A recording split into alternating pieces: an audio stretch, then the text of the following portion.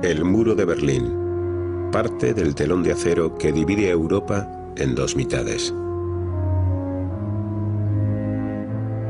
Al otro lado de las alambradas, los ejércitos siempre utilizan la fuerza para someter a los pueblos del mundo comunista. En 1989 el muro aún estaba intacto, pero en Moscú se respiraba un ambiente diferente. El uso de la fuerza les había desacreditado por completo. Ya no era posible seguir estabilizando el mundo con métodos militares. Vimos nuestra gran oportunidad cuando la Unión Soviética reconoció que no iba a ganar una carrera de armamentos. No iban a decir algo así como ahí os quedáis, y a nosotros nos beneficiaba esta situación.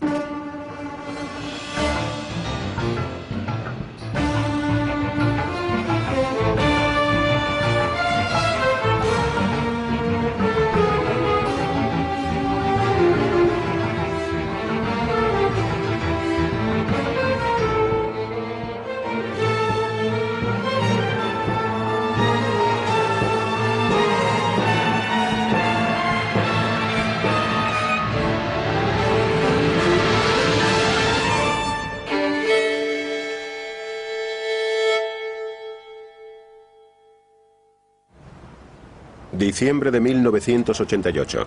Gorbachov se reúne con George Bush y con el presidente saliente Ronald Reagan. El soviético había decidido que la Guerra Fría tenía que terminar. Los estadounidenses seguían mostrándose cautos.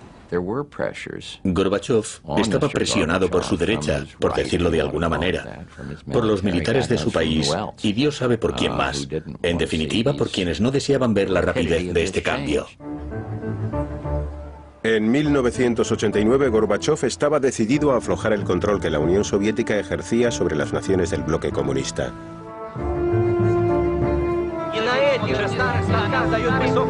Gorbachov comunicó a los pueblos de la Europa del Este que tenían derecho a decidir su propio futuro. Pero su auditorio se preguntaba qué sucedería si los no comunistas obtuvieran el poder. ¿Realmente la Unión Soviética se mantendría al margen? Gorbachev estaba convencido de que cuando esos países tuviesen su libertad, se decantarían por el socialismo con un rostro humano. Creía que no le darían la espalda a Moscú, que no tratarían de huir hacia Occidente. Pensó que le estarían agradecidos a la Unión Soviética y que mantendrían con ella lazos de amistad. Pero no todo el mundo deseaba verse libre de la influencia de Moscú. Algunos dirigentes comunistas, como el de Alemania del Este, Erich Honecker, contaban con el apoyo soviético para permanecer en el poder. El solo pensamiento de que la Unión Soviética, después de 40 años de alianzas, fuera a dejar que todos los países socialistas se valieran por sí mismos y a darles la espalda, como si nunca hubieran formado parte de una comunidad fraternal, era algo inaudito. Hungría, 1956. Los tanques soviéticos sofocan el intento húngaro de instaurar la democracia y la independencia. Imre Nagy y el resto de los líderes del levantamiento fueron ejecutados. Las reformas económicas habían conseguido mejorar la vida del pueblo durante un corto periodo de tiempo, pero luego les golpeó el desastre. En 1989 el gobierno comunista estaba perdiendo el control. Sin embargo, las tropas soviéticas permanecían en el país. El descontento que reinaba entre el pueblo húngaro volvía a ser cada vez mayor. El miedo empujó al régimen a prometer cambios políticos y más democracia. El país estaba cerca del abismo, en una situación muy crítica.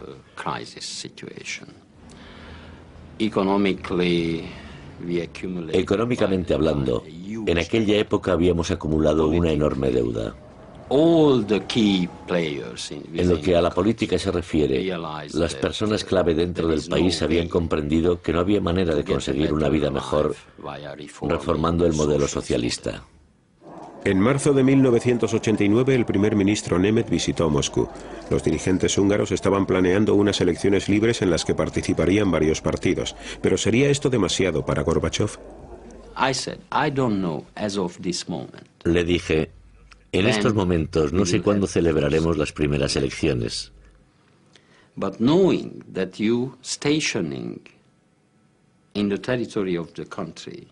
Pero como sé que en el país hay unos 80.000 soldados soviéticos, y dado que aún recuerdo la experiencia del 56, cuando los tanques soviéticos aplastaron a los revolucionarios y a todas las fuerzas que luchaban en aquel momento por la libertad, le pregunto,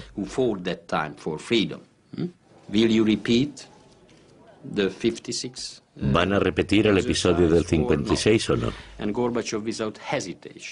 Y Gorbachov, sin dudarlo, me respondió claramente, yo no estoy de acuerdo con el sistema multipartidista, con la introducción de este tipo de sistema en Hungría. Pero ese tema no es responsabilidad mía, sino suya. Por nuestra parte, no se dará orden alguna de ataque. Era un mensaje verdaderamente importante. En una sepultura anónima descansaban los restos de los líderes del levantamiento de 1956 que fueron asesinados. Ahora el gobierno accedió a rehabilitarlos, tanto a los que murieron como a los que aún seguían vivos. Erce Bedrosova tenía 18 años cuando luchó en el levantamiento, después pasó 12 años en prisión. Me sentí como si por fin me quitaran una escayola y pudiera moverme y respirar libremente. Ya no tendría que volver a agachar la cabeza. Sentía que podía respirar de nuevo. Se celebró un funeral público en memoria de Imre Nagy y sus camaradas. El gobierno declaró que la revolución de 1956 estaba justificada. La multitud que acudió al entierro escuchó los nombres de los mártires.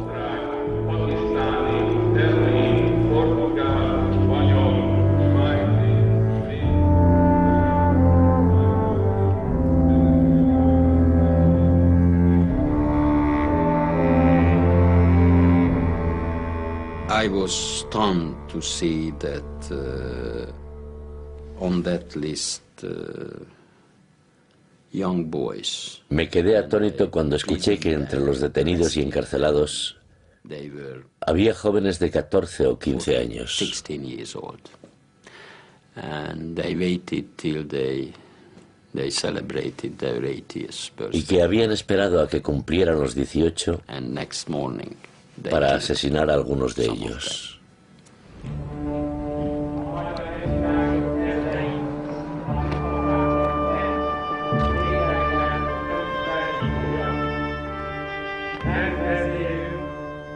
The reburial meant to us. Este nuevo entierro nos sirvió para reconciliarnos con nuestro pasado y nuestra historia. It meant a new start, Implicaba un nuevo comienzo, a fresh start. una bocanada de aire fresco, especialmente la parte política de nuestras vidas, y una renovación. Un mes antes, la Guerra Fría había perdido su símbolo. El gobierno húngaro quitó las alambradas de la frontera que le separaba de Austria y de Occidente. La Unión Soviética no hizo nada al respecto. Aunque aún no se podía viajar con total libertad, el telón de acero estaba empezando a deshilacharse.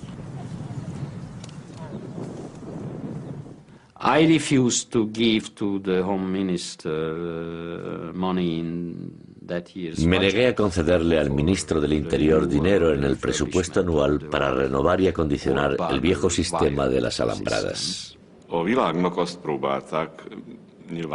Dijeron que el telón de acero estaba técnicamente obsoleto, que ya no servía como barrera y que por tanto no debían conservar una construcción que ponía en peligro la vida de los ciudadanos. La osadía de los húngaros hizo cundir la alarma entre los mandatarios más radicales del Pacto de Varsovia. Pero ninguno de ellos estaba más sorprendido que el gobernante de la República Democrática Alemana, Erich Honecker. Su nación formaba parte de la frontera del Imperio Soviético con Occidente. La primera reacción de Honecker fue enviar al ministro de Asuntos Exteriores a Moscú para reiterar su protesta por la decisión tomada. La respuesta de Moscú fue: no podemos hacer nada al respecto. Esto era algo único. Era la primera vez que Moscú nos decía algo similar.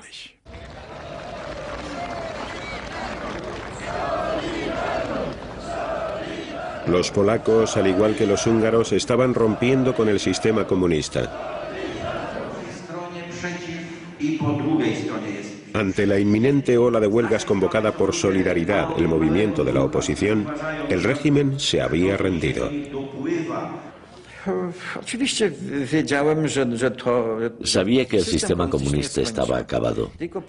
El único problema radicaba en encontrar la mejor manera de deshacernos por completo de él. En 1981, con la aprobación soviética, Solidaridad había sido aplastado por el ejército polaco. Sus líderes fueron a dar con sus huesos en la cárcel. Ahora, a principios de 1989, el gobierno inauguró una mesa redonda para iniciar las conversaciones con Solidaridad. Los polacos comunistas estaban dispuestos a compartir el poder y a discutir una vía para alcanzar la democracia. Estábamos formando las instituciones democráticas que sustituirían a una democracia total. Pero en comparación con el resto de los países del bloque, nosotros éramos diferentes y de algún modo nos veían como a un movimiento herético aislado. En junio se celebraron las elecciones.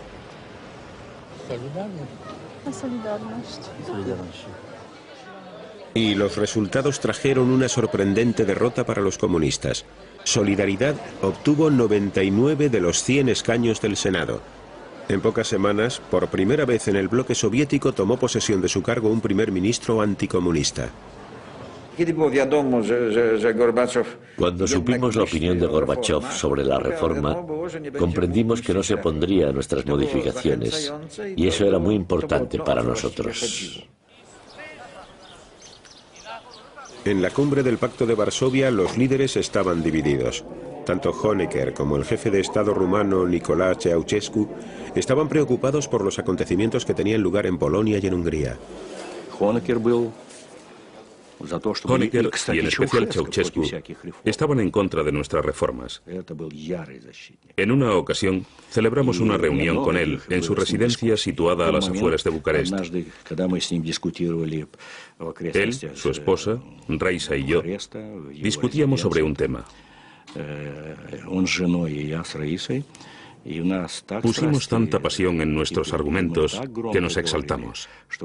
Y hablábamos tan alto que tuvimos que pedir a los encargados de la seguridad que se marcharan para que no nos oyeran.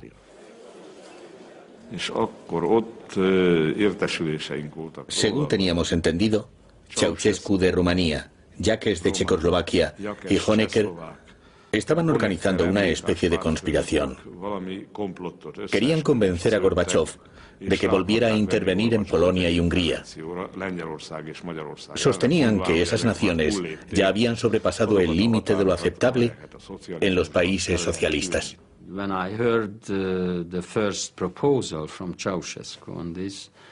Cuando escuché la primera propuesta de Ceausescu al respecto, miré al otro lado de la mesa, hacia donde estaba sentada la delegación soviética, y nuestros ojos se encontraron. Me estaba indicando: vale, no tienes que discutir con él. En otras palabras, con los ojos me estaba enviando un mensaje muy importante sin tener que mediar palabra. Eso no sucederá. Y no sucedió. En julio, el presidente Bush visitó Polonia y Hungría. Occidente prestaba su apoyo moral a los cambios democráticos, pero poco más.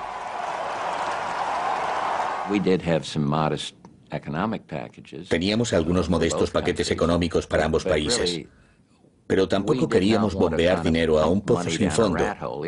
Queríamos estar seguros de que las reformas económicas, los movimientos hacia el mercado libre y todas esas acciones eran reales y que iban a seguir adelante. En Hungría, a Bush le hicieron entrega de un pedazo de alambrada, un recuerdo del desmantelado telón de acero húngaro.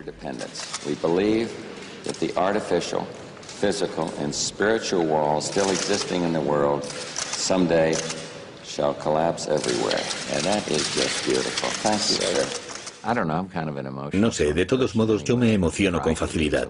No me hace falta mucho para llorar. Y en ese momento lo hice, y también lo hago ahora. Tenía los ojos llenos de lágrimas cuando me ofrecieron el símbolo del final de la Guerra Fría. En su rancho de Wyoming, James Baker, secretario de Estado de George Bush, descubrió una gran amistad con Edward Shevardnadze, ministro de Asuntos Exteriores soviético.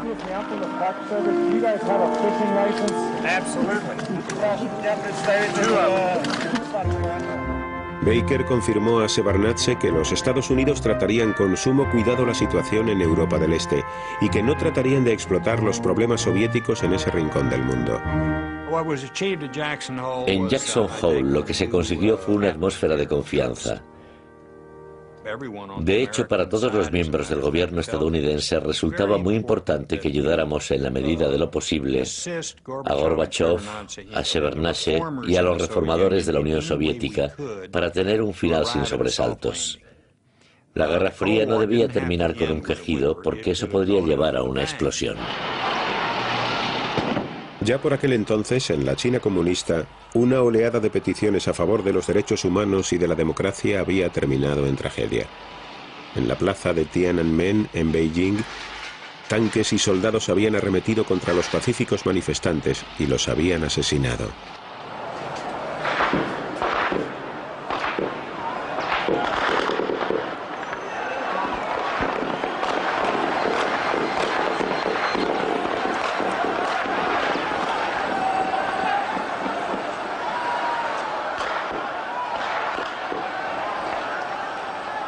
El mundo se estremeció. ¿Acabaría así la reforma en Europa del Este?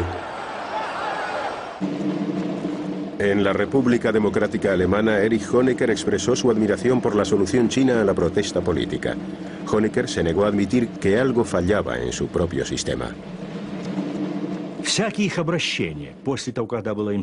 Les dije que ellos eran los responsables de la situación que se vivía en sus propios países.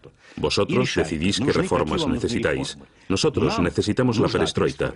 Si vosotros la necesitáis o no, es asunto vuestro. Honecker respondió: nosotros hemos creado nuestra propia perestroika y no tenemos nada que reformar. Pero en realidad Alemania del Este se estaba pudriendo. El aire y el agua estaban envenenados, la economía atravesaba una crisis y la policía reprimía cualquier tipo de iniciativa. En público, el pueblo mostraba su apatía. En privado, soñaban despiertos. Wissen Sie, die meisten in der DDR La mayor parte de los ciudadanos de la RDA se refugiaron en sus vidas privadas. Iban a trabajar para no sufrir penurias en su vida privada y regresaban a casa donde se reunían con sus amigos, en su mundo privado.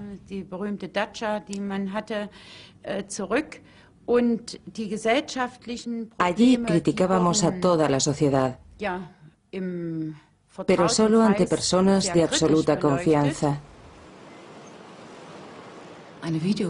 En el edificio de enfrente habían instalado una videocámara que apuntaba directamente a nuestra ventana. Cada palabra que pronunciábamos en privado, cada discusión sobre quién tenía que fregar los platos, cada pelea con los niños, se enteraban de todo. Lo escuchaban y lo anotaban. Filmaban a todo el que entraba en nuestra casa. Aquel verano, los alemanes del Este corrieron a pasar sus vacaciones a Hungría. Era una vía de escape. La frontera húngara con Europa occidental cada vez estaba menos vigilada. En Budapest, los ciudadanos de la RDA sitiaron la embajada de Alemania Occidental pidiendo ayuda para emigrar. Era del dominio público que todo ciudadano de la República Democrática Alemana que decidiera vivir en libertad y en democracia tendría nuestro apoyo en la medida de lo posible. El canciller de la República Federal Alemana, Helmut Kohl, confiaba en Gorbachev. Kohl planeaba recuperar la economía alemana si se permitía que los ciudadanos de la RDA emigraran al oeste. Confiaba en que Gorbachev no bloqueara el plan que había elaborado con los húngaros. Die hier stehenden Mitglieder Bürger der DDR können mit ihnen DDR passieren, das Land verlassen. Los húngaros accedieron a dejar que los ciudadanos de la RDA cruzaran hacia el oeste. Honecker tachó a los refugiados de marginados morales.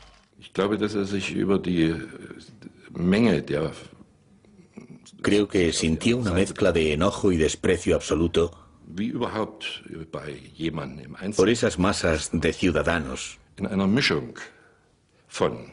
de ingratos, que habían huido al otro lado. Los refugiados se habían desplazado de la RDA a Hungría con la esperanza de llegar a Europa Occidental. Ahora Alemania Oriental les cortaba el paso a Hungría. Desesperados, los alemanes del este se volvieron hacia Checoslovaquia. Una vez allí, se congregaron ante la embajada de la RFA en Praga.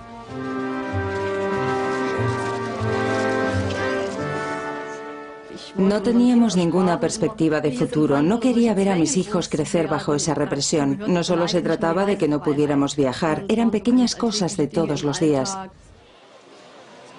Cuando la embajada estuvo al completo, los refugiados comenzaron a saltar a los jardines. No sabíamos lo que nos iba a suceder. Sabíamos que dentro había gente esperando, pero no estábamos seguros de si serían policías o incluso guardias de los servicios de seguridad estatal, la Stasi. Caminamos temerosos junto a la valla y entonces de la embajada salieron unas personas y nos preguntaron: ¿no queréis entrar? Nos quedamos perplejos. Sí, respondimos. Esperad, os daremos una escalera. Escalamos la valla y saltamos al interior. En un primer momento solo vimos gente y más gente. Era aterrador, había personas por todas partes. Más y más refugiados se introdujeron en la embajada y se negaron a salir de allí.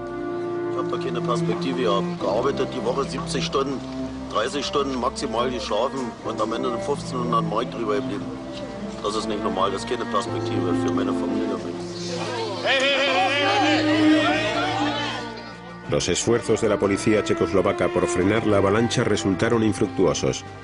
Dentro de la embajada, el hacinamiento y la miseria hacían que la situación empeorara a medida que pasaban los días.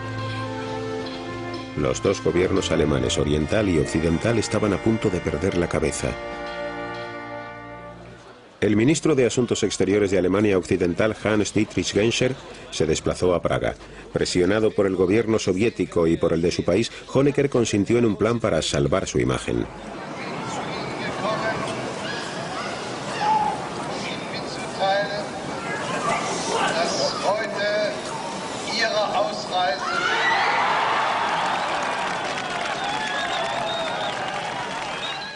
Los refugiados podían marcharse a la RFA, pero solo si sus trenes pasaban por territorio oriental. Entonces Honecker podría decir que les había expulsado y que había cancelado su ciudadanía.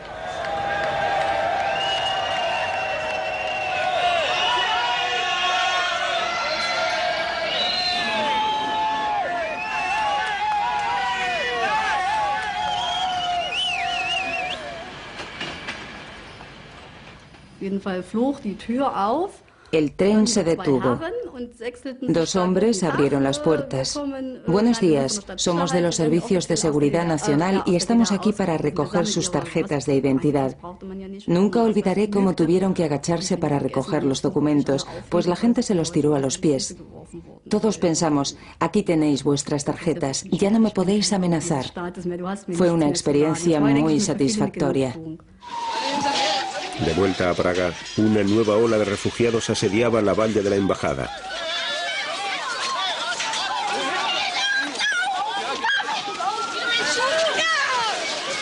Parecía que su última oportunidad para llegar a Europa Occidental comenzaba a evaporarse.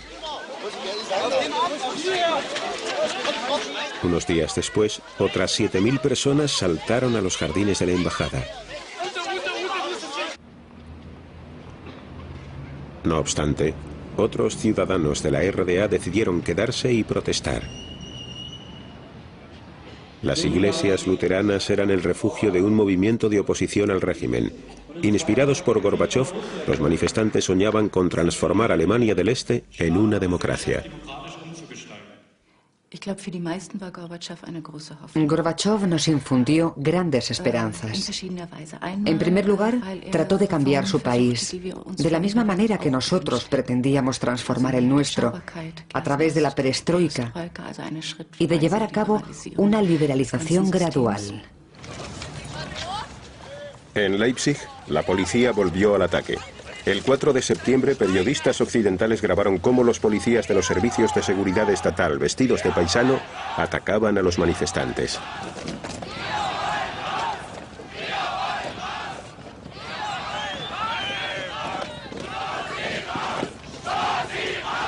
Pronto entonaron un nuevo canto muy desafiante. Nos quedaremos aquí. Nos quedaremos aquí era una protesta contra las medidas adoptadas por la RDA. Las citadas medidas provocaban que los jóvenes abandonasen el país porque allí carecían de perspectivas de futuro. Era un momento crucial y la gente proclamó: aún tenemos esperanzas. Todos los lunes en Leipzig tenían lugar manifestaciones en la iglesia Nikolai. Estas manifestaciones pronto desembocaron en protestas masivas. La policía trató de detenerles.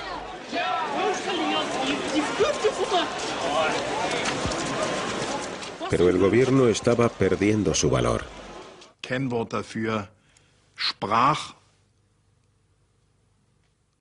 En resumidas cuentas, nos quedamos sin habla porque no contábamos con ninguna ayuda.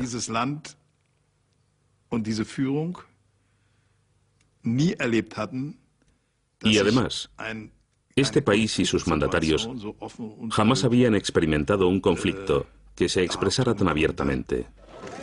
Solo Honecker parecía no advertir problema alguno. En vísperas del 40 aniversario de la creación de la República Democrática Alemana, que tendría lugar ese mes de octubre, seguía manteniendo su confianza mientras esperaba que su colega Egon Krenz le diera la bienvenida a un importante invitado, Mikhail Gorbachov.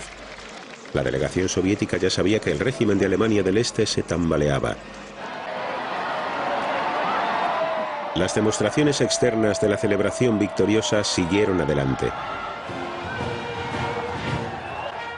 Entonces, en la procesión con antorchas de las juventudes comunistas, los participantes dejaron a un lado las consignas que habían ensayado y comenzaron a cantar otro nombre: Gorby.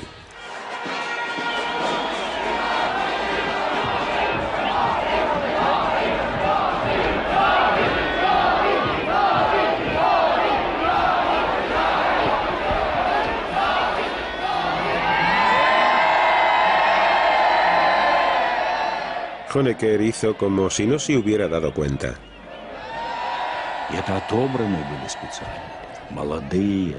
Eran chicos jóvenes, fuertes y guapos, escogidos especialmente para la ocasión. Estaban muy alegres. Pero empezaron a cantar consignas como: Gorby, ayúdanos. Gorby, quédate. Rakovsky, el líder político, se acercó a nosotros y preguntó: ¿entiende algo de alemán? Yo le dije: sí, un poco. ¿Sabe lo que están diciendo? Sí. Entonces exclamó: este es el fin. Y realmente era el final. El régimen estaba condenado. Era un voto de no confianza hacia nosotros. Los gritos de Gorby, Gorby no significaban hazlo exactamente igual que la Unión Soviética. Gorby, Gorby quería decir: aquí en la RDA necesitamos un cambio. En una sucesión de reuniones cada vez más surrealistas, Gorbachov trató de infundir un poco de sentido común. Honecker y yo pasamos unas 3 horas hablando. El alemán no podía entender por qué quería yo celebrar una reunión y tuvimos una discusión muy seria al respecto. Le dije lo que nosotros estábamos haciendo. Me dijo lo que ellos estaban haciendo. Lo describió como una victoria tras otra. Pero yo le repliqué: quien se queda atrás siempre pierde. Estaba muy claro que ambas partes hablaban de dos cosas totalmente distintas. Y no trataban de encontrar una postura intermedia. Durante toda la conversación, no estuvieron de acuerdo en una sola cosa. Mientras los dirigentes se reunían en una recepción a puerta cerrada, se estaba tramando un complot contra Erich Honecker. Un grupo del Politburó de Alemania Oriental había tomado la decisión de intentar deshacerse de él. Ya no podíamos permitirnos vacilar. Era necesario quitar a Honecker del poder. Teníamos que actuar rápido.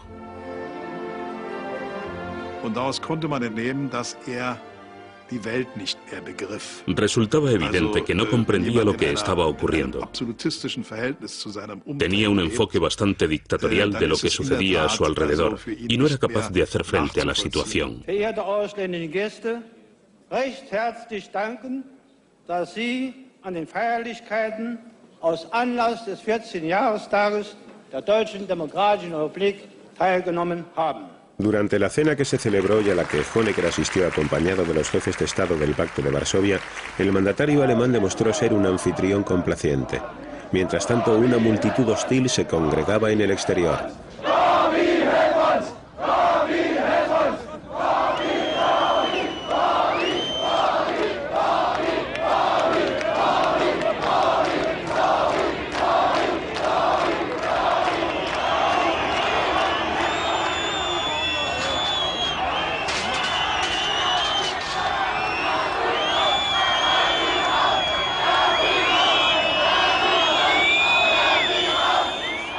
Honecker planeaba suprimir a la nueva oposición.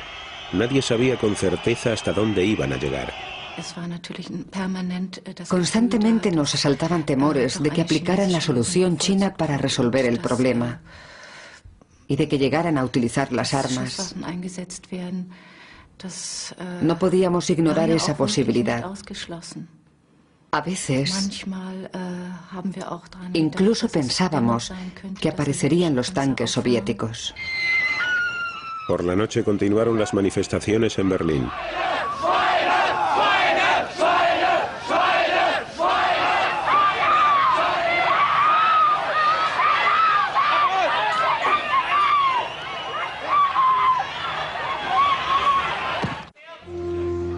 Ese mismo día en Leipzig, a una hora muy temprana, las autoridades se prepararon para contener la manifestación con soldados armados.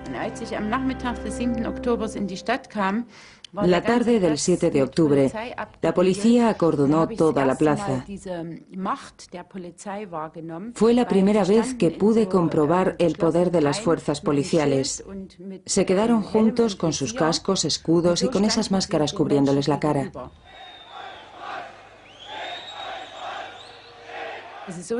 Y nosotros, que estábamos ahí delante de ellos, pudimos comprobar su poder y su violencia.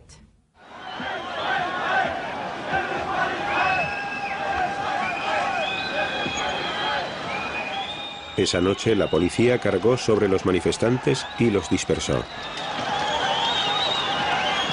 Pero volvieron a hacer un llamamiento a una protesta aún más multitudinaria 2 días más tarde. El ejército se mantenía a la espera. Se dieron cuenta de que no podían seguir controlando la situación solo con la policía. Querían que participáramos para aumentar la presión a la que estaban sometidos todos. Casi todas las brigadas paramilitares fueron movilizadas. Las fuerzas policiales voluntarias eran realmente poderosas. Más de 8.000 hombres armados fueron enviados a Leipzig con sus equipamientos. Nos proporcionaron el doble de la munición normal. Solían darnos 60 cargadores, pero en esta ocasión recibimos 120. Uno de nosotros tenía un amigo en el hospital y había oído decir que se habían encargado más reservas de sangre y que las camas sobrantes tenían que quedarse libres ese día. La ciudad vivía un estado de emergencia. Las tiendas tuvieron que cerrar a las 5 y nosotros estábamos muy intimidados. En el trabajo, unos prevenían a los otros. No vayáis a la ciudad esta noche, quién sabe lo que puede ocurrir. Cuando la manifestación de Leipzig se puso en marcha, los líderes del Partido Comunista local se dieron cuenta de que ya había 70.000 personas en la calle. Preocupado, el embajador soviético telefoneó al comandante del ejército soviético en la región.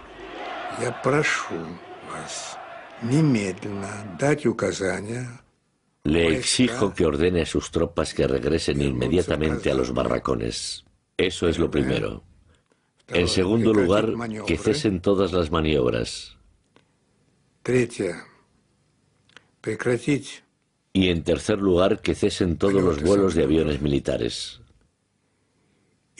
Bajo ningún concepto deben intervenir en el desarrollo de los acontecimientos. Los comunistas de Leipzig le rogaron a la oposición que hablara con ellos. Luego, sin otro tipo de órdenes, hicieron retroceder a la policía de Alemania Oriental. La manifestación discurrió pacíficamente. Para los ciudadanos de la RDA, este fue el momento en el que se produjo un cambio. Todos se arrojaron en los brazos de los demás diciendo: «Oh, Dios mío, está sucediendo algo y por fin empezamos a comunicarnos los unos con los otros. Si hablamos, no nos dispararemos». Los aliados de Honecker le habían abandonado. El 17 de octubre, Egon Krenz y el Politburó al completo le sustituyeron en el poder cuando perdió las elecciones. Ya era hora de que se marchara. Nos hubiera resultado imposible salir del abismo en el que nos encontrábamos con él en la cima, incluso aunque hubiera utilizado toda su autoridad para realizar cambios. Ahora Egon Krenz estaba al mando. Prometió reformas democráticas y garantizó al pueblo que daría facilidades a los ciudadanos de la RDA para viajar a Europa Occidental, tema que había originado toda la crisis.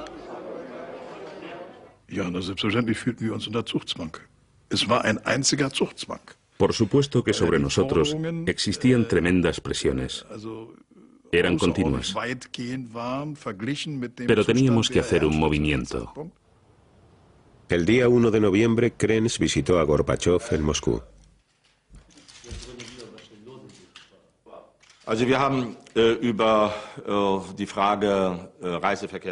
Tratamos abiertamente la cuestión de la libertad para viajar y Gorbachov me dijo: si no encuentras una nueva fórmula que permita a los ciudadanos desplazarse, las cosas se pondrán muy feas para ti.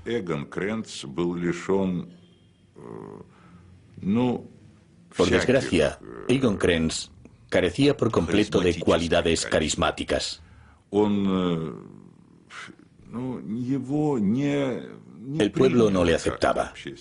Las masas no se sentían atraídas por él. No encontraba jamás las palabras para dirigirse al pueblo, porque siempre utilizaba la antigua jerga del partido. En el año 89 había muchas personas, entre las que me incluyo, que no estaban preparadas para el diálogo. Recuerdo que decíamos: nuestra disposición al diálogo ha expirado. Ha llegado el momento de la confrontación. Krenz ofreció nuevas libertades, pero en vano. Las manifestaciones en las calles cada vez eran más multitudinarias y exigían aún más. El 4 de noviembre, 500.000 de personas se reunieron en Berlín Este. Liebe Freunde, Mitbürger, es ist, als habe einer die Fenster aufgestoßen, nach all den Jahren der Stagnation, der geistigen, wirtschaftlichen, politischen.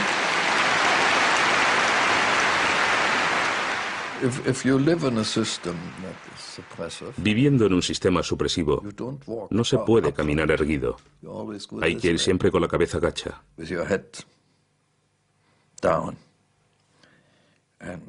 Ahora tenemos la oportunidad de caminar con la cabeza bien alta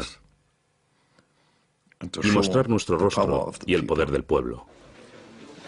El 9 de noviembre de 1989, Günter Schabowski comunicó a los periodistas de Berlín que las restricciones para viajar a Europa Occidental serían eliminadas. El gobierno añadió que quería empezar a poner en práctica los cambios el día siguiente, pero Schabowski se equivocó de fecha. Bitte? Ab sofort. Also Genossen, mir ist es hier also mitgeteilt worden, dass eine solche Mitteilung heute schon verbreitet worden ist. Sie müsste eigentlich in Ihrem Besitz sein. Das tritt nach meiner Kenntnis, ist das sofort. Unverzüglich. Las noticias enseguida se difundieron por toda la ciudad.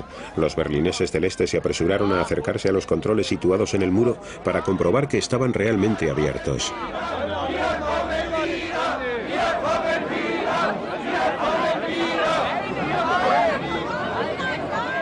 Los guardias fronterizos estaban desconcertados.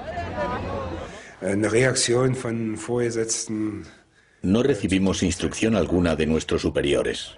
Ninguna. Solo teníamos que observar la situación. Tratamos de hablar con ellos muchas veces, pero no obtuvimos respuesta.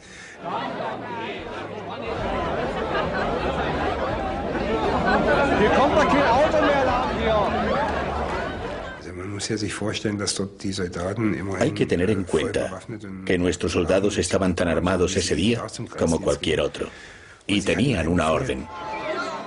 Esa orden consistía en detener a todo el que intentara escapar, pero cada vez había más gente. De repente los guardias se apartaron. Abrieron las barreras.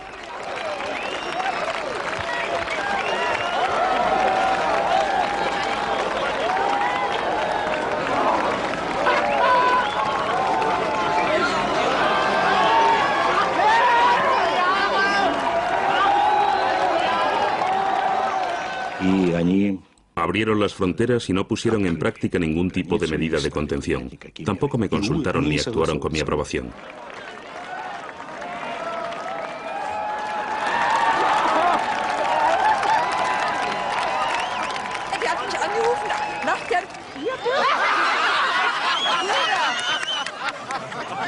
Das ist ein wunderschöner Tag.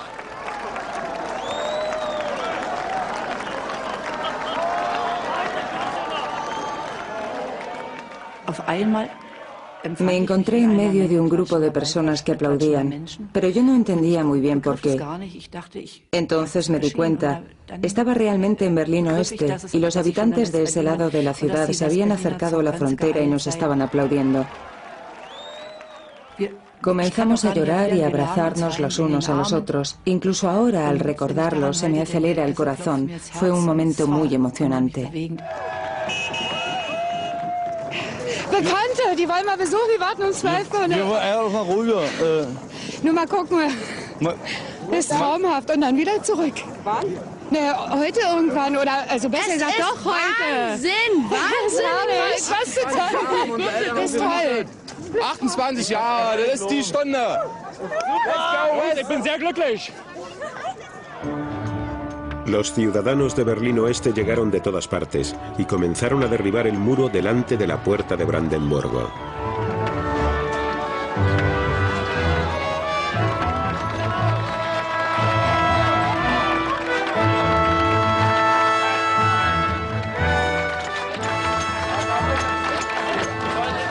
Also die auf der Mauer herumzuhacken, die kam irgendwie, das war so ein Gemeinschaftsgeist. Also der Ursprung. Compartíamos una idea.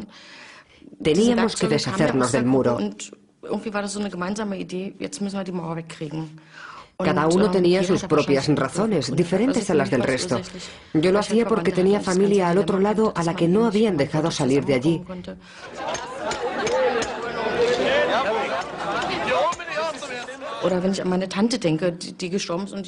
Cuando recordé a mi tía, a la que no pude ver antes de que muriera, me enojé.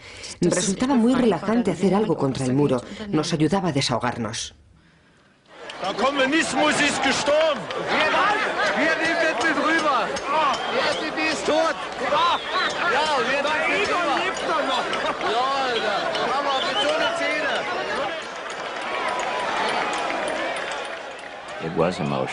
Para mí fue muy emocionante, pero tengo que confesar que me había propuesto no excederme en mis reacciones. Lo más estúpido que un presidente podría haber hecho era desplazarse inmediatamente hasta allí, bailar sobre el muro y luego meterles los dedos en el ojo a los militares soviéticos y a Gorbachov. ¿Y quién sabía cómo habrían reaccionado ellos?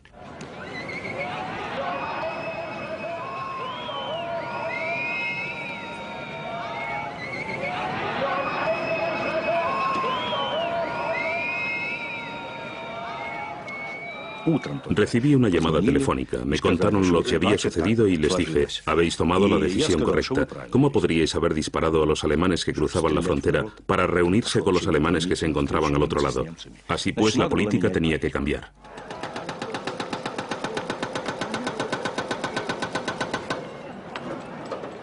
A cada lado del muro, dos mundos armados se habían enfrentado. La enemistad había quedado sepultada bajo la historia. Alemania pronto se reunificaría, pero la revolución europea contra el comunismo aún no había finalizado.